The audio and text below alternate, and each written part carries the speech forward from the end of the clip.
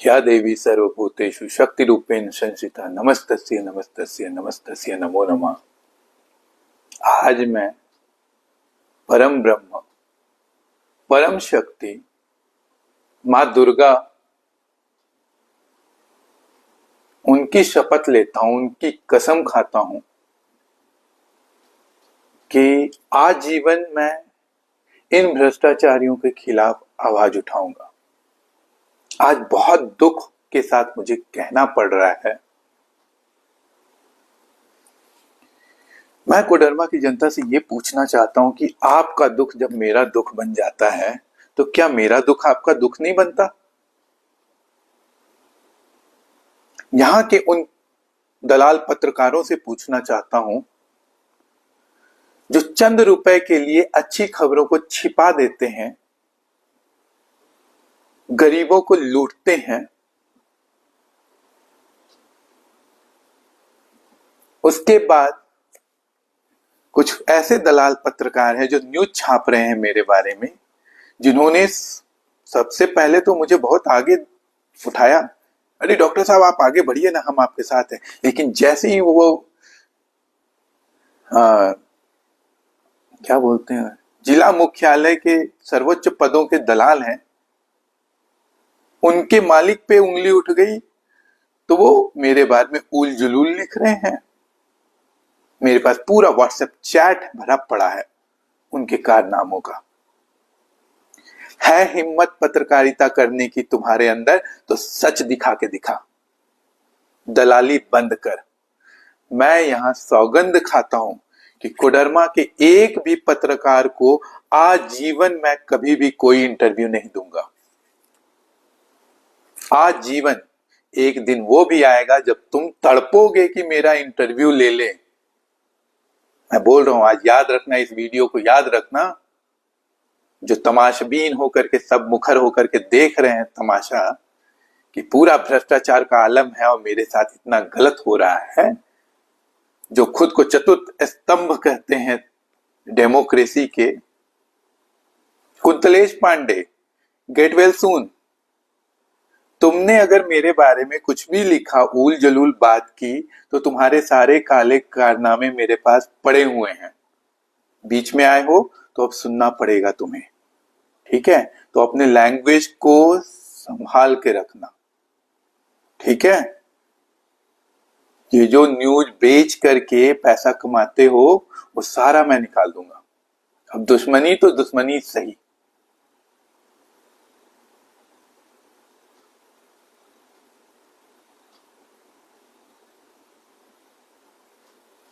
Screenshot लो जी, कुंतलेश Pandey, Getwell सून लिखा है, ठीक है? देख रहे हैं ना कोडरमा की जनता इन पत्रकारों को, थोड़ी सी भी शर्म नहीं आ रही है इसको, ठीक है? तो I am always well. Pandey ji, आप अपना ध्यान रखिए, आगे आपको बहुत सफाई देनी पड़ सकती है। आपका रोजी रोटी तो न्यूज बेच के चलता है, हमारा नहीं चलता जी। हमारे हाथ में कला है, हुनर है, माँ भगवती का आशीर्वाद है, हमें किसी के लिए कुछ बेच करके नहीं लेना पड़ता। जय सिया राम। अब आपको मैं बता रहा हूं क्यों बोल रहा हूं, क्योंकि कुछ पत्रकार, इसका मतलब कि सारे पत्रकार तो नहीं आ गए, वो पत्रकार जिन्होंने दलाली में मेरे खिलाफ उल जलूल लिखा, उन पत्रकारों को मैं संबोधित कर रहा हूं। तो जो अच्छे पत्रकार है वो दिल पे तो ना ले। अगर आप अच्छे होते तो आप दिल पे नहीं लेते और ऐसी अभद्र टिप्पणी तो नहीं ही करते। तो जो अच्छे पत्रकार होंगे वो मेरी बात को सुन रहे होंगे, समझ रहे होंगे, हिम्मत बना रहे होंगे कि कल से हम कुछ अच्छा लिख ले इनके बारे में भी। तो आप सोचिए, जिला के प्रमुख ने एक एफआईआर किया, वो एफआईआर तुरंत लॉन्च हो जाती है, ठीक है? मैं सवाल उठा रहा हूं पुलिस डिपार्टमेंट से भी, बहुत आपका सहयोग रहा, आप लोगों ने बहुत ही अच्छा किया। मैंने भी पूरी सेवा की दिल से, बिना फीस के, बिना उसके। धन्यवाद। आगे से अब फीस माफ नहीं हो सकती है, बहुत बहुत धन्यवाद। ये है 6/7/2024 8:30 बजे मैंने एक तिलैया थाना के थाना प्रभारी विनय को जाकर के ये दिया था, जिसमें सभा में आमंत्रित करके मेरा अपमान किया गया था पल्स हॉस्पिटल के द्वारा। इसमें ये आप देख सकते हैं, ये है। उसके बाद इसमें एक रिसीविंग भी है, जो कि यहाँ पे रिसीव्ड है 6/7 एक प्रति पाया 6/7/2024 की रिसीविंग है, लेकिन इस पे कोई एफआईआर दर्ज नहीं हुआ। लेकिन जिला प्रशासन के मुखिया के कहने पे तुरंत एफआईआर दर्ज हो जाती है। ये दोहरा मापदंड मैं कोडरमा में तो नहीं होने दूंगा। अब ये लड़ाई आगे बढ़ेगी। अब इसके लिए अगर कुछ समय के लिए मुझे अपने मेडिकल करियर को भी ब्रेक लगाना पड़ेगा, I am ready for that. अब इस मामले को दफा दफा ही किया जाए भाई, आर पार की लड़ाई कर लेते हैं। भ्रष्टाचार भी तुम करो, चोरी भी तुम करो, और अच्छे व्यक्ति की नौकरी खा लो और उसके बाद उसी पे प्रताड़ना करो, क्योंकि तुम्हारी वजह से आज मेरे परिवार में सारे लोग रोए हैं। इस आंसू का एक एक बदला लूंगा। तुम्हारी वजह से मेरे घर में सभी लोग मानसिक रूप से पीड़ित हुए हैं। मेरी मां की आंखों के आंसू का बदला लूंगा तुमसे, छोड़ूंगा नहीं। क्योंकि तुम्हें तो अपने माँ बाप भाई पति बहन इनकी कोई फिक्र तो है नहीं, क्योंकि तुम भ्रष्टाचारी लोगों का कोई नहीं होता। क्योंकि कोडरमा में ऐसे ऐसे दलाल हैं जो अपनी माँ का ऑपरेशन कराते हैं और उसका भी कमीशन ले जाते हैं, अपनी बहू का ऑपरेशन कराते हैं उसमें भी कमीशन ले जाते हैं। ऐसे लोग हैं। तो उन दलालों को कोई फर्क नहीं पड़ता, लेकिन मुझे फर्क पड़ता है। बहुत दुखी हूं। कोडरमा की जनता से यही पूछना चाह रहा हूं, आपका दुख मेरा दुख। क्या कोडरमा का रोजगार की बात करना मेरे लिए गलत था? क्या कोडरमा की स्वास्थ्य व्यवस्था की बात करना मैंने गलत किया? क्या मैंने किसी का कुछ बिगाड़ा है कोडरमा में? क्योंकि एक दीपक सिंह करके मसनोडी का आदमी है, बेलापाड़ी का, वो गंदी गंदी बातें लिखा है मेरे बारे में। ना मैं उसके बाप का खाया हूं, ना उसकी माँ का खाना खाया हूं, जबकि वो मेरे समाज का आदमी है। आप सोचिए, वो भ्रष्टाचारी की दलाली करने में इतना आगे हो गया है कि वो भूल गया कि वो किसी समाज के आदमी के बारे में गलत बोल रहा है। और ऐसे लोगों को समाज कैसे सम्मानित करता है, अब मैं वो भी देखूंगा। मैं अपने भूमिहार समाज से आग्रह करता हूं कि अब भी थोड़ी सी पानी बची हो, इज्जत बचा हो पुराना, तो ले लीजिए। सब तो अपनी जाति का रोना रोते हैं इस जिले में, अब हम भी रो ले थोड़ा। क्योंकि मुझे सिर्फ और सिर्फ भूमिहार होने के कारण इन लोगों ने प्रताड़ित किया। मैंने न जात देखी न धर्म देखी, सिर्फ सेवा किया है। इन्होंने मुझे मेरी जात के कारण प्रताड़ित किया है।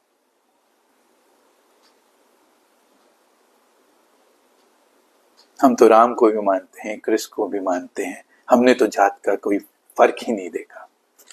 लेकिन मेरे साथ ये हुआ है, ये कोडरमा में हुआ है। मुझे कभी कभी तो लगता है कि दिल्ली छोड़ करके यहाँ आना मेरा सबसे दुखद एक्सपीरियंस रहा। मेरी गलती थी, मेरी लाइफ की सबसे बड़ी गलती थी कि दिल्ली छोड़ करके अपने जिले में आया था अपने लोगों की सेवा करने के लिए। अब सेवा क्या कर रहा हूं, मेवा मुझे मिल रहा है। तो मैंने तो सोचा था कि रहूंगा अपने पेरेंट्स के पास, रहूंगा खुशी से, रहूंगा माँ बाप की सेवा करूंगा, साथ में रहूंगा। लेकिन यहाँ पे तो लोगों को कुछ और ही मंजूर है। यहाँ पे लोगों को भ्रष्टाचार पसंद है। यहाँ पे लोगों को भ्रष्टाचार के खिलाफ बोलने की आदत नहीं है, भ्रष्टाचार में रहने की आदत हो गई है।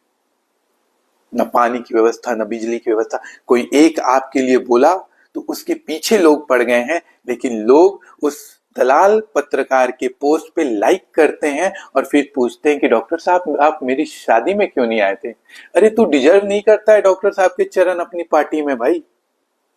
तुम्हारे रिसेप्शन पे मेरे चरण डिजर्व नहीं करते हैं। समझ रहे हो ना भाई, सुन रहे हो? तुम्हारी ही बात कर रहा हूं।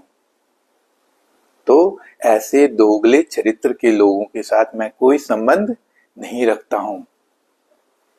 मैं तो पाक साफ हूं। कुछ गलत किया होगा, मां भगवती ख्याल रखेगी।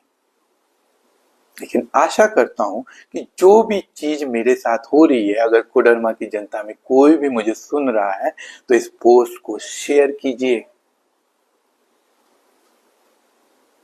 इतना भी मत निचोड़ दो नींबू को।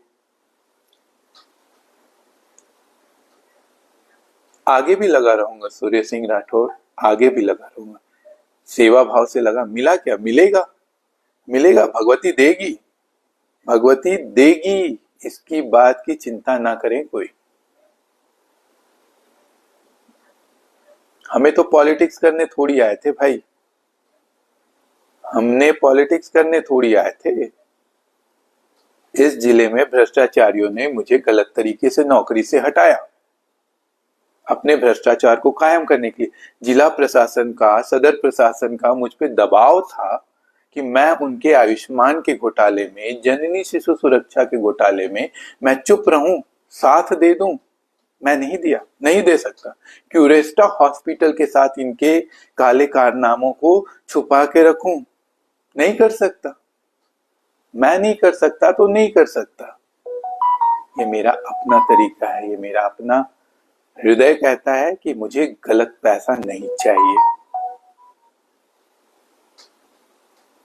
तो ये एफआईआर तिलैया थाना दर्ज नहीं करता है, यानी कि जो सिटीजन है कोडरमा के, उनकी कोई वैल्यू नहीं है। उस पद पे पदासीन मैडम, जिनको बहुत बुरा लगा, कहीं पे ट्विटर पे कुछ चल रहा है तो उसका सारा ढींगड़ा डॉक्टर साहब पे फोड़ दो।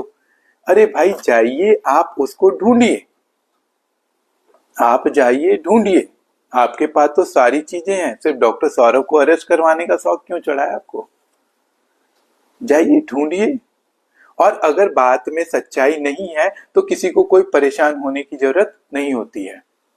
हमारे मोदी जी को दिन भर में लाखों लोग गाली देते हैं, लुटेरा कहते हैं, हत्यारा कहते हैं, लेकिन मोदी जी ने तो किसी पे एफआईआर नहीं किया। उसको जेल भेजने के लिए सारे षड्यंत्र तो नहीं रचे। यानी आपके अंदर कहीं ना कहीं कुछ खामियां हैं, आप कहीं ना कहीं गलत हो, इसलिए आप ऐसा कर रहे हो अपनी गलती को छिपाने के लिए। मैं हाई कोर्ट का दरवाजा अब खटखटाऊंगा, क्योंकि एक बार इस डीसी के आदेश पर मेरी नौकरी गई और दूसरी बार पुनः मुझे जेल भेजा गया था और तीसरी बार फिर से एफआईआर किया इस डीसी ने। मैं कोडरमा जिले में किसी भी युवा को इस चीज से गुजरने अब नहीं दूंगा। अब इसके लिए मुझे अपनी जो पेशा है उसको थोड़ा सा ब्रेक भी लगाना पड़ेगा, तो मैं तैयार हूं। अब इस बार तो ये क्लियर कर लिया जाए, या तो भ्रष्टाचारी जीतेंगे या तो मैं जीतूंगा। देखता हूँ कितने दिन जेल में रखते हो, 1 साल, 2 साल, 3 साल, 4 साल, 5 साल। पूजा सिंघल भी 5 साल रही थी, 4 साल, 5 साल रही थी, फिर से बाहर आ गई, फिर से घोटाले करेगी। ठीक है, तो ये चीज है। ये 8922 जो फाइल है, इसमें सबसे पहले 8वें क्रम में लिखा है फेक न्यूज, और जो मेरा ट्वीट है, मेरे ट्वीट में लिखा है कि वो कांड हो चुका है। तो जब कांड मेरे ट्वीट से पहले हो गया तो इसमें 1 माह का जेल करना मेरे लिए गलत हुआ। ये 1 महीने का जो कारावास करवाया था जिला क्या बोलते हैं डीसी ने, तो ये गलत था मैडम। आपने प्रेशर देकर के गलत कराया। जिस दिन ये केस बंद होगा उस दिन तत्कालीन जो भी लोग इसमें इन्वॉल्व थे उन पे सुप्रीम कोर्ट तक जाऊंगा। जब तक मेरी सांस चलेगी तब तक मैं लड़ाई करूंगा। मेरे घर वालों को टेंशन दिया, हमारे बीच में टेंशन किया ना, अब इसका मजा दिखाता हूं मैं। अब तो मैं घर वालों से भी वो हो गया, कोई नहीं, कहीं और बाहर निकल जाऊंगा ताकि उनको परेशान मत कर सको तुम, और उनको अगर परेशान करोगे तो देख लेना। धमकी है मेरी, तो थ्रेट है। मेरे घर वालों के लिए अगर कुछ करोगे तो दिस इज अ थ्रेट। मैं वो सारे लीगल हथकंडे अपनाने जा रहा हूं। अब आपकी सर्विस बुक के अकॉर्डिंग मैं एक चीज जानना चाहूंगा कि कोडरमा जिले में जननी शिशु सुरक्षा का घोटाला हुआ, कोडरमा जिले में आयुष्मान का घोटाला हुआ, कोडरमा जिले में शिक्षा का व्यापार में घोटाला हुआ, कोडरमा जिले में डॉक्टर धर्मेंद्र ने गलत तरीके से इंजरी रिपोर्ट बनाई। कोडरमा जिले में कुछ डॉक्टर्स आज भी फिट कर देते हैं, अनफिट कर देते हैं और 5-10 हजार रुपए ले लेते हैं। कोडरमा जिले में डॉक्टर चंद्रमोहन यादव करोड़ों का घोटाला करता है और उसके बावजूद भी वो ब्लॉक में ज्वाइनिंग कर लेता है, जिसके अगेंस्ट में एंटीसिपेटरी बेल भी कैंसिल किया हुआ है सेशन नंबर 9 के जज साहब ने गांव में, और वो तिलैया सीएससी में आकर के फिर से ज्वाइन करता है। तो ये सारी आपकी असफलताएं हैं और मुझे चुप करने के लिए आप इस तरह से आ रहे हो। सवाल तो पूछता हूं, जिला प्रशासन से नहीं, एसपी साहब से पूछता हूं कि एसपी साहब ऐसा कैसे हो सकता है कि एक भ्रष्टाचारी अगर है, अगर नहीं भी है तो उस पे मैं आरोप कैसे नहीं लगा सकता, और उस एफआईआर को अगर आप दर्ज करते हैं तो मैं तो कोर्ट का, न्यायालय का दरवाजा अपनाऊंगा ही। एक बार नहीं, दो बार नहीं, 10 बार नहीं, क्योंकि मैं तो आप लोगों की तरह छल कपट प्रपंच कर नहीं सकता। जिस छल कपट प्रपंच से आप एक रणनीति के अनुसार मुझे 1 माह का जेल दिए थे, वो चीज तो मैं कर नहीं सकता। वो मेरे गुण में नहीं है, मेरे पावर में नहीं है। और पावर भी अगर जिस दिन आएगी तो छल कपट से यूज नहीं करूंगा, न्याय से दंड दूंगा। जिस दिन कुर्सी मिलेगी कहीं की भी, उस दिन हर एक भ्रष्टाचारी को दंडित होना पड़ेगा मुझसे। उसको न्याय करके दंड मिलेगा, न्यायिक मामला दर्ज होगा एक एक भ्रष्टाचारी को, चाहे वो जिले का हो, राज्य का हो या देश का हो। उन सब पे मुकदमे करके उनकी नौकरी तक खाई जाएगी। मैं हमारे माननीय मुख्यमंत्री की तरह नहीं हूं कि पूजा सिंघल को वापस से छोड़ दिया जाता है। वो कार्मिक विभाग आई थिंक और समथिंग जन सूचना में फिर से आ जाती हैं, वहां पे जाकर के ये सारा फिर से घोटाला शुरू करें। मैं ये मौका दूंगा ही नहीं। मैं ये मौका किसी भी भ्रष्टाचारी को नहीं दूंगा कि आप भ्रष्टाचार कर लीजिए, हॉस्पिटल बना लीजिए और लेकर के कहीं बैठ जाइए। आप भ्रष्टाचार कर लीजिए, मॉल बना लीजिए और कहीं बैठ जाइए। विधि के अनुसार, बिल्कुल सही कहा भाई आपने, विधि के अनुसार दंडित किया जाएगा। आज हो सकता है तुम्हारे पास सत्ता है, तुम्हारे पास पावर है, तो तुम उसका दुरुपयोग कर रहे हो। याद रखना, ऊपर वाले के यहाँ जब न्याय होता है ना तो गरम कढ़ाई में तलते हैं। अभी वो कष्ट नहीं समझ में आएगा तुम्हें, क्योंकि तुम्हारे पाप का, ये जो भ्रष्टाचारी है इनके पाप का जो श्रेय है ना, इनके पाप का असर इनके बाल बच्चों में भी दिखता है। किसी को कैंसर हो जाएगा, किसी को लकवा मार जाता है, किसी को कुछ हो जाता है, कोई मर जाता है, कोई विधवा हो जाता है, कोई कुछ हो जाता है। तो भगवान का जो न्याय होता है ना, वो बहुत ही विचित्र न्याय होता है। तो कम से कम भ्रष्टाचारी इस महाकुंभ में अगर कुंभ में जाकर के स्नान कर लेते तो आप इस तरह के पाप नहीं करते, इस तरह के पाप के आप भागीदारी नहीं होते। लेकिन आपने पाप किया, अनजाने में नहीं किया है। ये सारे पाप आप जानबूझ करके कर रहे हो। एक अच्छे व्यक्ति को आप चुपचाप से, मुझे मेरी नौकरी दे देते, मुझे आपसे कोई लेना देना नहीं था। अब इसलिए लड़ाई हो रही है कि आप मेरे जैसे नौजवान और भी जो होंगे इस जिले में, इस राज्य में, इस देश में, उसको तंग ना कर सको। मुझे कोई नौकरी अब ज्वाइन नहीं करनी है। मैं आजीवन कोई भी सरकारी नौकरी ज्वाइन नहीं करूंगा, सदर में वापस एंट्री नहीं करूंगा। इस लाइव के माध्यम से बता रहा हूं कि मैं कोई भी जवाबदेही, मैं किसी भी तरह से वो नहीं करने वाला हूं।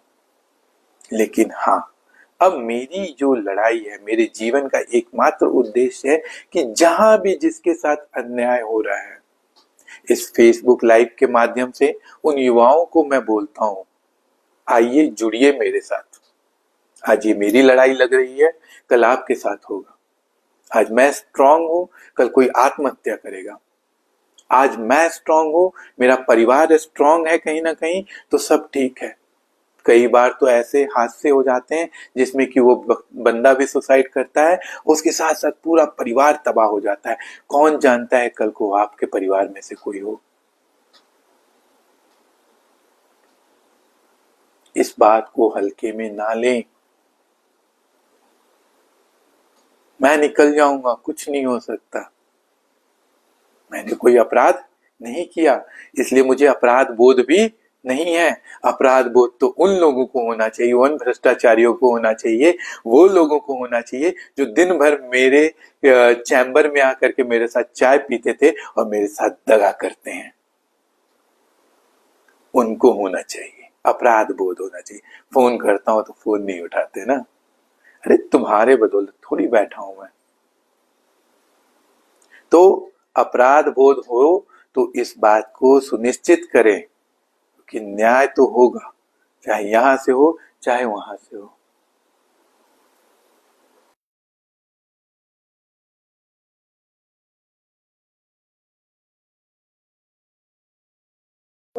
देखिए हमारी माता जी परेशान है बेचारी, देखो देखो, एक एक को छोड़ूंगा नहीं, एक एक को छोड़ूंगा नहीं, याद रखना। आग लगा दूंगा भ्रष्टाचारियों तुम्हारे लंके में, इन भ्रष्टाचारियों की लंका दहन होगी। जाओ मम्मी, हाँ नहीं बोल रहे हम, कुछ कुछ नहीं बोला, जाओ ना जाओ ना जाओ ना जाओ ना मम्मी, हम नहीं कर पाएंगे फिर, जाओ। एक एक की लंका लगा दूंगा भ्रष्टाचारियों, ऐसी लंका लगाऊंगा ना तुम्हारी 7 पुश्तें, तुम्हारी नस्लें याद रखेंगी कि किसी डॉक्टर से पाला पड़ा था। जाओ मम्मी सो ना, जाओ जाओ ना मम्मी, प्लीज जाओ ना।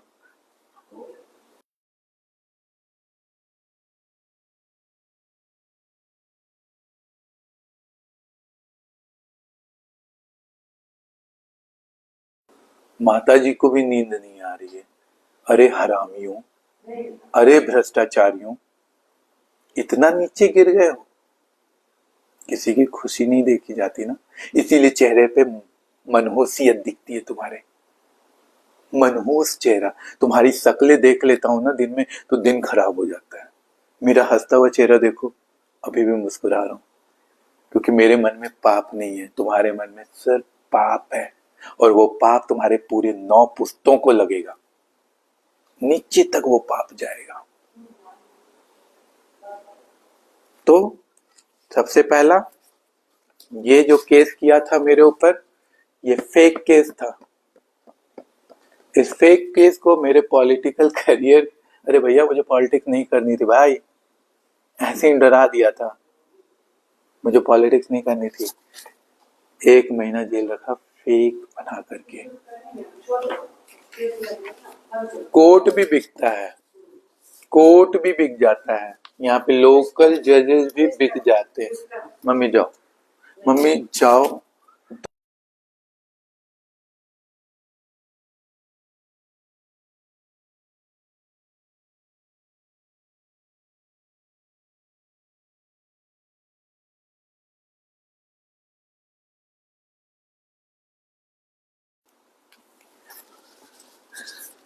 जज भी बिकता है, जज बिक गया, जज। ये पूरा का पूरा जो सिस्टम है, मेरी माताजी बोल रही हैं, ये सिस्टम बिका हुआ है। यस, ये पूरा सिस्टम बिका हुआ है। लोग कहते हैं आप प्रशासन, मेरे पिताजी बोल रहे प्रशासन से कैसे लड़ोगे? अरे लड़के दिखा दूंगा अब, क्योंकि आज के भारत में आतंकवाद से ज्यादा गंदा कौन है और ज्यादा डेंजरस कौन है? भारत में बढ़ता हुआ भ्रष्टाचार। नरेंद्र दामोदर दास मोदी जी, एक उम्मीद की किरण थे आप, दिल तोड़ा है आपने, लिटरली दिल तोड़ा है। 1 साल से मैं आपको बोल रहा हूं, आपने मुझे और कई यूथ को यूज किया और थ्रो किया है। आपने युवाओं के सपने तोड़े हैं। मैं तो टूटने के बावजूद भी मोदी गुण गाता रहता हूं, टूटने के बावजूद भी भारतीय जनता पार्टी करता रहता हूं, लेकिन आपने बहुत सारे युवाओं का दिल तोड़ा है। बहुत सारे मेरे फ्रेंड्स जो 2014 इलेक्शन में थे आपके लिए, वो आम आदमी पार्टी में चले गए थे, क्योंकि उस समय के एमपी जो थे उन्होंने हमें इज्जत नहीं दी थी। हर किसी को इज्जत चाहिए होती है मोदी जी। आज 1 वर्ष से मैं और मेरी माता जी आपसे गुहार लगा रहे कि हमारी बात भी सुन लो, लेकिन आपको कश्मीर की वो बेटी बहुत जल्दी याद आ जाती है कि होमवर्क करना पड़ रहा है, उस पे आपका ट्वीट आ जाता है। लेकिन 1 महीने से मैं बोल रहा हूं कि यहाँ का जिला प्रशासन मुझे प्रताड़ित कर रहा है, मानसिक तरह से प्रताड़ित कर रहा है। नहीं विक्रम भाई, याद तो सब चीज है, लोग यूज करते हैं हर जगह, हर पॉलिटिकल पार्टी में ऐसा होता है, ऐसा नहीं है आपकी पार्टी में नहीं है, ठीक है। वो टॉपिक नहीं है अभी मेरा, मैं उस टॉपिक पे नहीं आना चाहता हूँ, क्योंकि अभी मुद्दा सिर्फ और सिर्फ मेरा यहाँ है, आज भी है, और ये हो सकता है, अगर मुमकिन है तो मोदी ही मुमकिन है, ये भी आप समझ लो। तो प्लीज मैं इस चीज पे अभी चर्चा नहीं करना चाहता, ठीक है। ये अपना मेरा मत है, आपका अपना मत होगा। आई होप आप जिसको अपने आराध्य मानते हैं आप उसकी पूजा कर सकते हैं, और मैं जिसको अपना आदर्श मानता हूँ मैं उसको बोल भी सकता हूँ और उसको बड़ाई भी कर सकता हूँ। तो मैं मोदी जी को नमस्कार भी कर सकता हूँ, और मैं मेरी हिम्मत है कि मैं उनसे सवाल भी कर सकता हूँ। ये मेरी पार्टी मुझे सिखाती है कि आप सवाल भी कर सकते हैं। क्या आप सवाल कर सकते हैं? करके दिखा दीजिए। मैं सवाल कर सकता हूँ, मेरे मोदी जी ने मुझे दिया है राइट कि आप सवाल कर सकते हो मुझसे, बिल्कुल कर सकते हो। मोदी है तो मुमकिन है, बिल्कुल बोल रहा हूँ, आज भी बोल रहा हूँ। लेकिन हाँ, मोदी जी आपने दिल तोड़ा, क्योंकि 1 वर्ष से मैं ये सारी चीजें बता रहा हूँ कि जिला प्रशासन मुझे आत्महत्या करने जैसी स्टेप पे मजबूर कर रहा है। ये इस तरह से गिर गए हैं ये लोग अपने भ्रष्टाचार के। कोई ट्विटर पे कोई कुछ चला रहा है, डेफिनेटली चल रहा है, कहीं ना कहीं कुछ तो धुआं होगा। और मैंने देखा, जब ट्वीट्स मैंने देखे तो डेफिनेटली वहां पे बहुत सारे पोस्ट हैं, वहां पे बहुत सारी जमीन के कागजात हैं। इसकी तो जांच होनी चाहिए थी। सीआईडी से रिक्वेस्ट करता हूं कि इस वीडियो को सीआईडी तक पहुंचाया जाए, और वो ट्वीट को, उस ट्वीट पे जितने भी आपको पोस्ट नजर आ रहे हैं उस पोस्ट की छानबीन हो। उस पोस्ट में एक एक दस्तावेज दिए गए हैं, जो भी दिया है भाई धन्यवाद। उस दस्तावेज की जांच होनी चाहिए।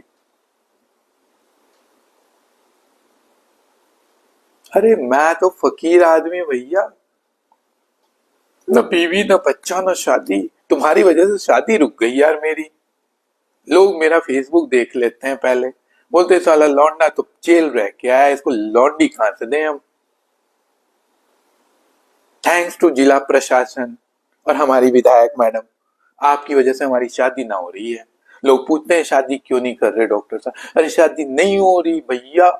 लड़की वाला भाग जाता है, मेरा फेसबुक देखता है, बोलता है लौंडा तो जेल होके आए हो है, भगत सिंह लागे है, चंद्रशेखर लागे है, सुभाष चंद्र बोस लागे है, कहां से बेटी दे दूं इसको। यानी आज के डेट में लोगों को चंद्रशेखर नहीं चाहिए, भगत सिंह नहीं चाहिए, लोगों को क्या चाहिए? ऋतिक रोशन, शाहरुख खान।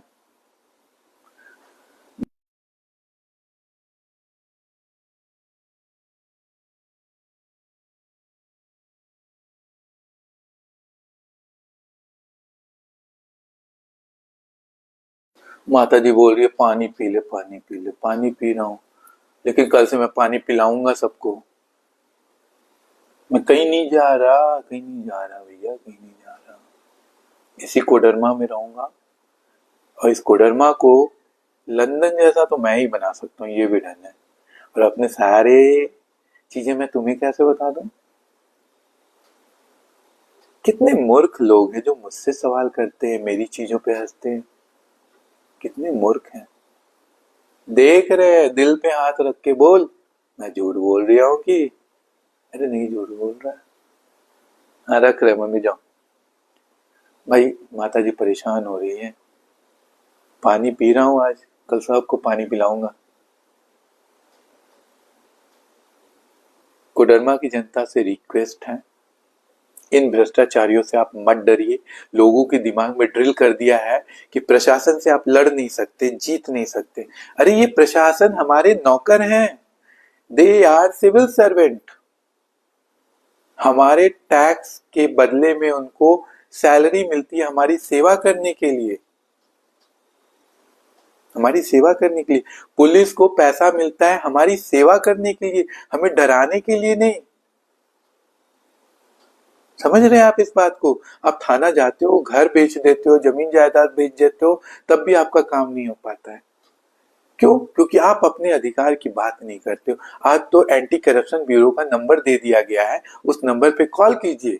कोई भी भ्रष्टाचारी आदमी आपसे पैसे मांगता है, आप तुरंत एसीबी को कॉल कीजिए, एसीबी की टीम आती है। देखिए अब कितने सारे लोगों को पकड़ के ले गई है, हर विभाग के लोगों को। आज ये भी सुविधा उपलब्ध है, डरने की जरूरत नहीं है। मत पैसा दीजिए, अगर कोई पैसा मांगता है तो आप मेरे पास आइए ना, मैं चलूंगा, मैं लड़ूंगा आपके लिए। हाँ बिल्कुल सही कहा भाई आपने, नौकरशाही है ये। इनको हमारे सेवा करने के लिए सैलरी मिलती है, लेकिन ये आके हमारे सिर पे बैठ गए, भारी हो गया मेरा सिर।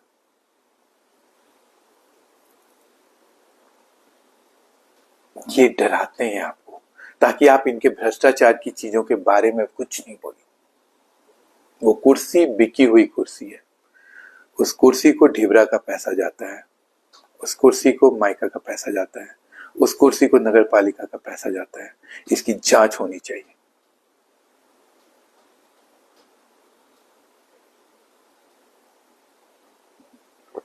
विक्रम भाई, सबको साथ देना होगा।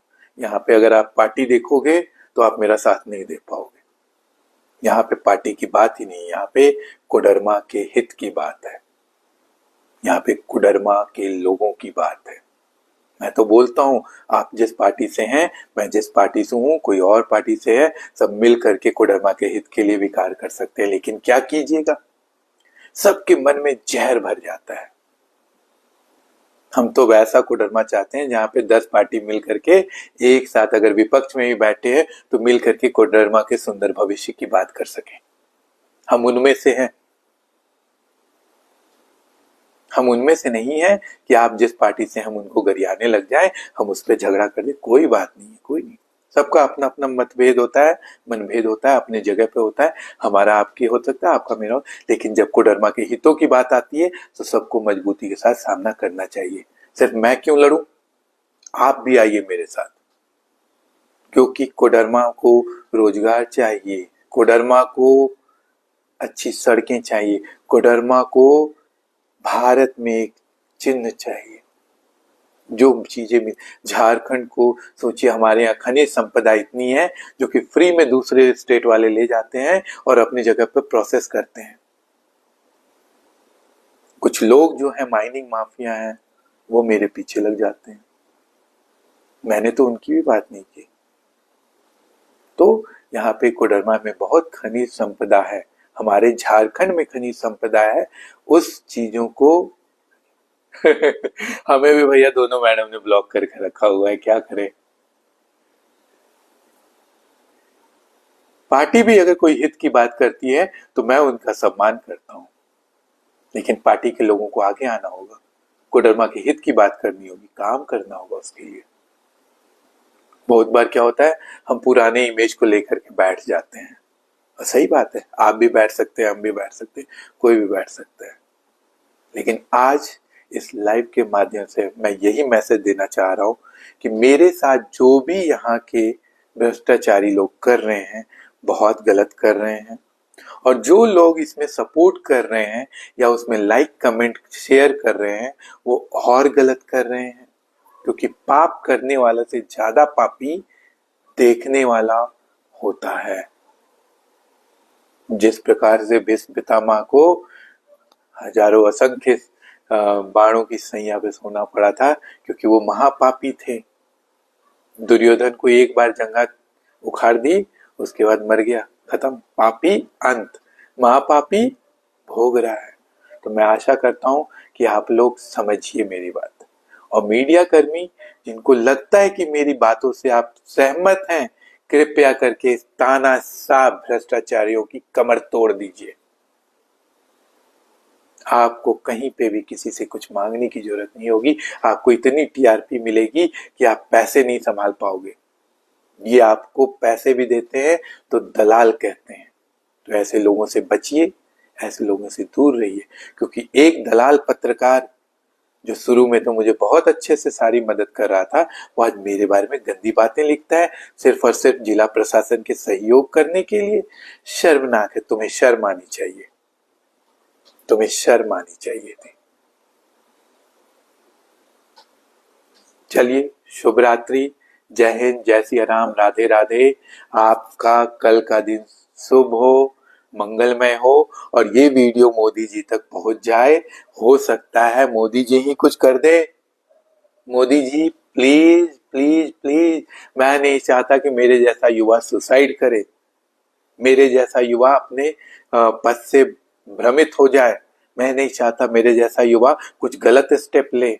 तो उन लाखों करोड़ों युवा के लिए आप कहीं ना कहीं एक आदर्श हो। तो इस वीडियो को देखिए, समझिए। जय हिंद, जय सिया राम। ये वीडियो बहुत जल्दी यूट्यूब पे भी जाएगा और ट्विटर के माध्यम से हर जगह जाने वाला है। अब तो भ्रष्टाचार की कमर तोड़ के ही दम लेंगे। इसके लिए मुझे क्लिनिक से थोड़ा दूर भी रहना पड़ेगा। I will do it, let's do it. जय हिंद, जय Siya Ram, Radhe Radhe. I love you all, good night, सबा खैर।